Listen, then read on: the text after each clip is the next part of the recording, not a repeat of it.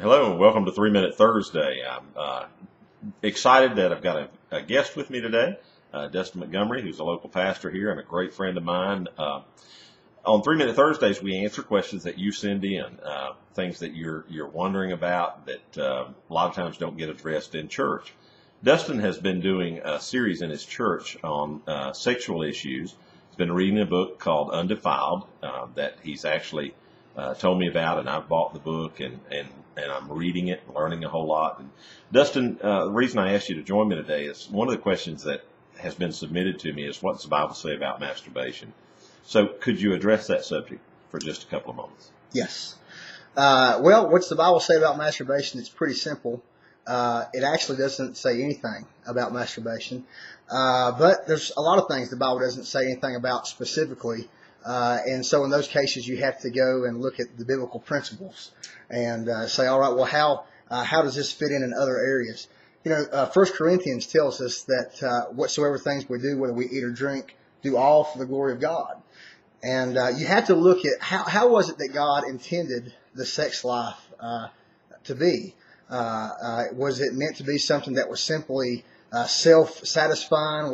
What was it meant to be? Well, God presented Eve to Adam as a gift during creation. I mean, it was, he saw that it wasn't good for man to be alone. He gives him his wife.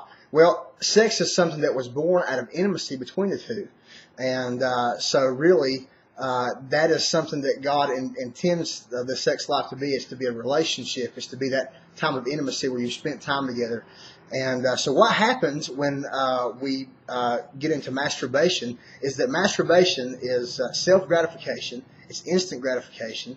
And so especially before marriage, a lot of people will be involved with masturbation, and then they get married and they're used to being satisfied right now.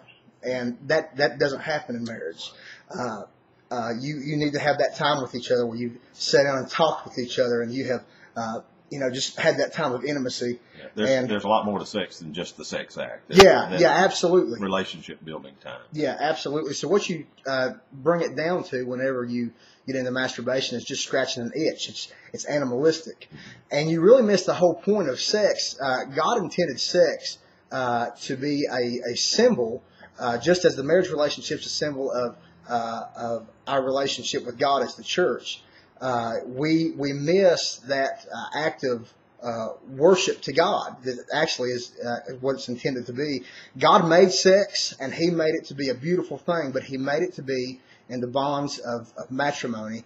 And when you get into masturbation, you simply aren't doing anything to glorify God. It's simply to satisfy self. Right, and just to clarify, when you say it's an act of worship, you're not saying there's anything dirty about that or anything. You're just saying that God created us as men and women to have relationship together, and when we come together as husband and wife, then that is an act of worship. Absolutely. And that marriage relationship that is born out of that relationship is an act of worship. So basically what we're saying today and what Dustin shared with us is that there is no specific mention of masturbation in the Bible, but there are certainly principles, as with many other questions that we get on 3 Minute Thursdays, that sex is something that's to be shared between a husband and wife, man and woman together forever, really. Yeah.